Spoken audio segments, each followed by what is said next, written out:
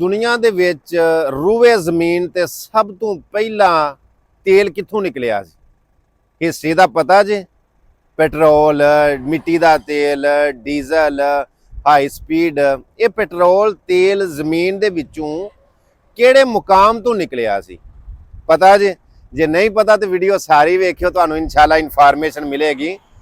ਦੁਨੀਆ ਦੇ ਉੱਤੇ ਯਾਨੀ ਜ਼ਮੀਨ ਦੇ ਉੱਤੇ ਸਭ ਤੋਂ ਪਹਿਲਾਂ ਪੈਟਰੋਲ ਤੇਲ ਜਿਹੜੇ ਮੁਲਕ ਦੇ ਵਿੱਚ ਨਿਕਲਿਆ, ਉਸ ਮੁਲਕ ਦਾ ਨਾਂ ਆਜ਼ਰਬਾਈਜਾਨ।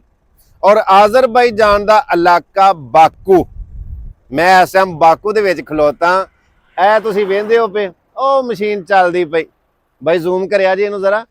ਉਹ ਮਸ਼ੀਨ ਆਟੋਮੈਟਿਕ ਇਹਨਾਂ ਸੈੱਟ ਕੀਤੀ ਹੈ, ਔਰ ਨਿਰੀ ਇੱਕ ਮਸ਼ੀਨ ਨਹੀਂ, ਇਹਦੇ ਇਰਦਾ ਗਿਰਦ ਕਈ ਮਸ਼ੀਨਾਂ, ਜਿਵੇਂ ਕਿ ਸਾਡੇ ਕੋਲ ਵੀ ਇਸ ਪਾਸੇ ਮੈਂ ਵੇਖਾਂ ਸੱਜੇ ਪਾਸੇ, ਤੇ ਇਹ ਮਸ਼ੀਨ ਲੱਗੀ ਏ। ਇਹ ਤੇਲ ਕੱਢਦੀ ਏ ਪਈ ਜ਼ਮੀਨ ਦੇ ਵਿੱਚੋਂ। ਇਹ ਮਸਲਸਲ 24 ਘੰਟੇ ਇੱਕ ਉਹ ਉੱਤੇ ਮਸ਼ੀਨ ਵੀ ਹੈ, ਪਰ ਉਹ ਵੀ ਮਤਲਬ ਇਸ ਤਰ੍ਹਾਂ ਇੱਕ ਨਹੀਂ, ਹਜ਼ਾਰਾਂ ਮਸ਼ੀਨਾਂ ਬਾਕੂ ਦੇ ਵਿੱਚ ਲੱਗੀਆਂ ਨੇ, ਜਿਹੜੀਆਂ ਕਿ ਮਤਲਬ 24 ਘੰਟੇ ਇਸ ਤਰ੍ਹਾਂ ਤੇਲ ਕੱਢਦੀਆਂ ਜਾਂਦੀਆਂ, ਜ਼ਮੀਨ ਚੋਂ ਤੇਲ ਕੱਢਦੀਆਂ ਜਾਂਦੀਆਂ ਨੇ। ਔਰ ਇਸੇ ਤਰ੍ਹਾਂ ਜ਼ਮੀਨ ਦੇ ਵਿੱਚ ਥੱਲੇ ਇੰਨੀ ਕੁ ਪਾਈਪਲਾਈਨ ਵਿਛੀ ਏ, ਇੰਨੀ ਕੁ ਪਾਈਪਲਾਈਨ ਏਡੇ ਏਡੇ ਮੋਟੇ ਵੱਡੇ ਵੱਡੇ ਪੈਪ ਜ਼ਮੀਨ ਦੇ ਥੱਲੇ ਇਹਨਾਂ ਨੇ ਵਿਛਾਏ ਨੇ, ਔਰ ਹਜ਼ਾਰਾਂ ਸਾਲਾਂ ਤੋਂ, ਯਾਨੀ ਕਿ ਹੁਣ ਨਹੀਂ।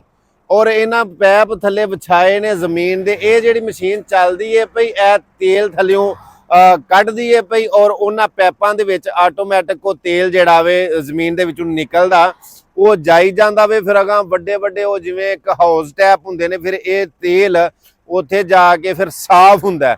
ਫਿਰ ਦੂਜਿਆਂ ਮੁਲਕਾਂ ਦੇ ਵਿੱਚ ਜਿਹੜੇ ਇਸ ਆਜ਼ਰਬਾਈਜਾਨ ਦੇ ਨਾਲ ਮੁਲਕ ਲੱਗਦੇ ਨੇ, ਫਾਰ ਐਗਜ਼ਾਮਪਲ ਈਰਾਨ ਜਾਂ ਦੂਜੇ ਤੀਜੇ ਜਿਨ੍ਹਾਂ ਨੂੰ ਤੇਲ ਚਾਹੀਦਾ, ਫਿਰ ਉਹਨਾਂ ਮੁਲਕਾਂ ਦੇ ਵਿੱਚ ਤੇਲ ਜਾਂਦਾ, ਸਪਲਾਈ ਹੁੰਦਾ ਉਹਨਾਂ ਲਾਈਨਾਂ ਪਾਈਪਲਾਈਨਾਂ ਦੇ ਜ਼ਰੀਏ। ਫਿਰ ਇਹ ਤੇਲ ਸਾਫ਼ ਹੋ ਕੇ ਦੂਜਿਆਂ ਮੁਲਕਾਂ ਨੂੰ ਇਹ ਤੇਲ ਸਪਲਾਈ ਹੁੰਦਾ।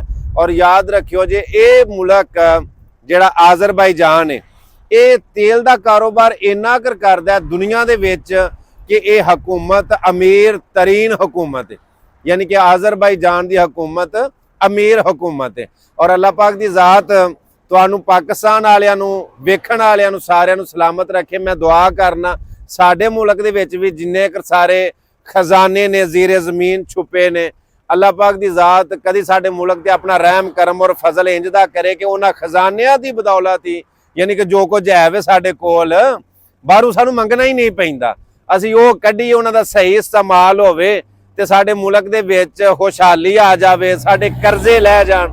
ਔਰ ਇਨਸ਼ਾਅੱਲਾ ਉਹ ਦਿਨ ਦੂਰ ਨਹੀਂ ਕਿ ਜਿੱਦਣ ਪਾਕਿਸਤਾਨ ਦੇ ਉੱਤੇ ਵੀ ਕਰਜ਼ਾ ਮੁੱਕ ਜਾਵੇਗਾ ਤੇ ਇਨਸ਼ਾਅੱਲਾ ਸਾਡਾ ਮੁਲਕ ਦੁਨੀਆ ਦੇ ਵਿੱਚ ਇੱਕ ਖੁਦਦਾਰ ਔਰ ਇੱਕ ਇੱਜ਼ਤ ਦੀ ਜ਼ਿੰਦਗੀ ਬਸਰ ਕਰੇਗਾ। ਔਰ ਅਸੀਂ ਪਾਕਿਸਤਾਨੀ ਫਖਰ ਦੇ ਨਾਲ ਦੂਜਿਆਂ ਮੁਲਕਾਂ ਦੇ ਵਿੱਚ ਜਾ ਕੇ ਆਖਾਂਗੇ ਕਿ ਅਸਾਂ ਕਿਸੇ ਦਾ ਦੇਣਾ ਕੁਝ ਨਹੀਂ, ਅਸੀਂ ਮਕਰੂਜ਼ ਨਹੀਂ ਹਾਂ, ਕਿਉਂ ਕਿ ਸਾਡੇ ਕੋਲ ਇੰਨੇ ਕਰ ਵਸਾਇਲ ਹੈ ਨੇ। ਇਨਸ਼ਾਅੱਲਾ ਅਸੀਂ ਵੇਖੀਏ ਜਾਂ ਨਾ ਵੇਖੀਏ, ਉਹ ਦਿਨ ਆਏਗਾ ਕਿ ਪਾਕਿਸਤਾਨ ਦੁਨੀਆ ਤੇ ਰਾਜ ਕਰੇਗਾ। ਪਾਕਿਸਤਾਨ ਜ਼ਿੰਦਾਬਾਦ। ਆਜ਼ਰਬਾਈਜਾਨ ਵਾਲਿਆਂ ਦਾ ਬਹੁਤ ਬਹੁਤ ਸ਼ੁਕਰੀਆ ਕਿ ਜਿਨ੍ਹਾਂ ਪਾਕਿਸਤਾਨ ਦਾ ਇਹ ਪਿਛਲੇ ਦਿਨਾਂ ਦੇ ਵਿੱਚ ਮਈ ਦੀ 9-10 ਨੂੰ ਜਿਹੜਾ ਵਾਕਿਆ ਪੇਸ਼ ਆਇਆ, ਔਰ ਆਜ਼ਰਬਾਈਜਾਨ ਵਾਲਿਆਂ ਨੇ, ਤੁਰਕੀ ਵਾਲਿਆਂ ਨੇ ਸਾਡਾ ਬੜਾ ਸਾਥ ਦਿੱਤਾ।